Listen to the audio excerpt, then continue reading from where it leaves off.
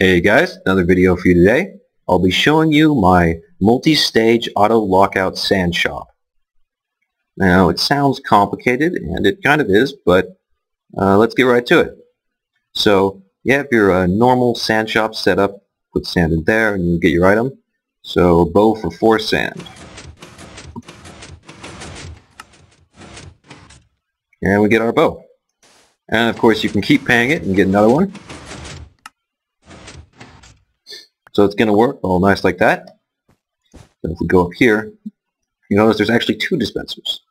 So there's this dispenser, which is what we got the bows out of, and then there's this dispenser, which has more bows. So what I meant by multi-stage was after this dispenser is emptied completely, then this dispenser will fire instead. So you'll have up to 18 items instead of just 9, which is a really big problem when you're making long-term sand shops, because dispensers, you can't stack items like armor and weapons, so it's really helpful if you can have something like this. So yeah, so I'll be back in a second to show you when this runs out and when this starts going, and then again I'll leave and come back to show you the auto lockout system. Alright, so I've bought the rest of those bows. So if we go up here and see, this dispenser only has 1 bow left. This one still has 9. So if we buy one more,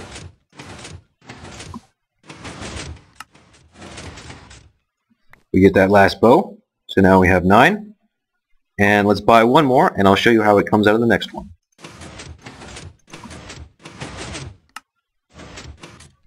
So we got our next one. Let's go up here. So this one has been taken out of, and this one no longer has any in it. So we keep getting them even after we pass 9. That's pretty nice. And I'll be back to show you the lockout system in a second. Alright, so I'm back, and as we can see, there's only 1 bow left. So if we pay this final bow, then it should lock us out.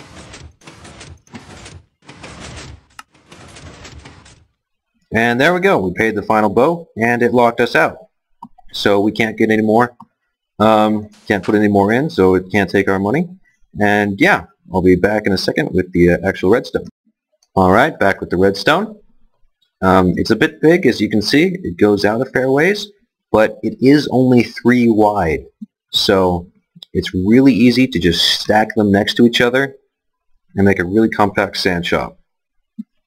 So let's get started, shall we? Because there's a lot to cover.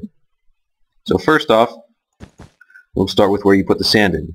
Through this tiny hole, put the sand in. It goes into a normal sand shop thing, which I've shown in another video.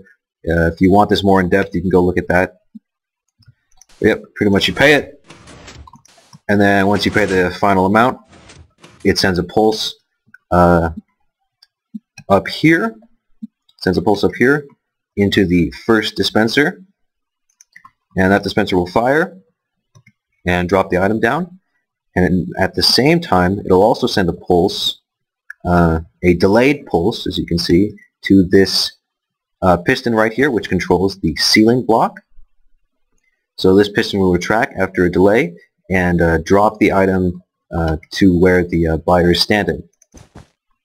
So it's all hidden, you won't be able to see any of that, as you saw before. And then the main thing, which is why this thing looks so big, is when it sends the pulse to go to the dispenser, it also sends a pulse over here to this counter. So there's actually 2 layers to this counter. You have the first layer, which is 3. You can see the black blocks. So the first pulse brought up this black block. The second pulse will bring up this one. Third pulse will bring up this one. And then, after it's gone 3 times, it'll reset this counter down here and send a pulse up to this counter. So after 3 goes on this one, this block will go up on this counter. So 3 blocks on this one, 3 blocks on this one. That would mean 9. 9 goes before the whole thing resets. And 9 is the magical number for dispensers. So, yep. So after they all go, so after this one reaches the third one, like so, a few things happen. First off, it resets itself, like I said. Second thing, it goes into this RS NOR latch right here. So it'll switch that around. And all that will do is change what dispenser is activated. So this dispenser will stop dispensing, and it will place a block right here, which will allow the same signal that used to go to this dispenser to now go to the second dispenser. So that's how it switches dispensers without wasting anything. Next thing that happens, it pushes this piston down, which is, it's something I'll get to later. So we go again, we get through most of the next dispenser.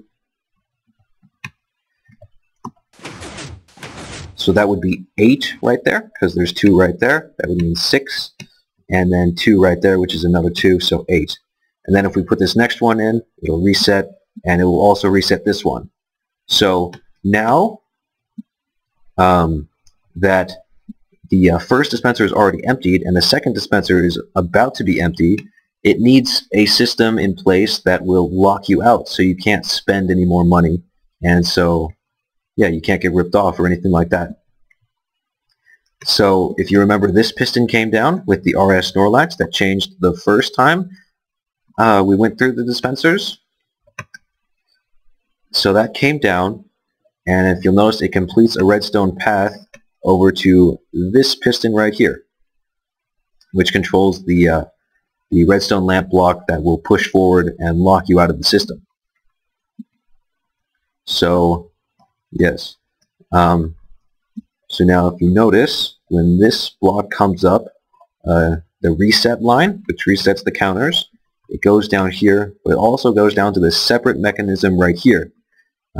This is just a pulse limiter, which means the pulse will go through, but it'll come through really short because of the piston moving the block out of the way and what do you call it, breaking the redstone line before the full size of the pulse can make it through.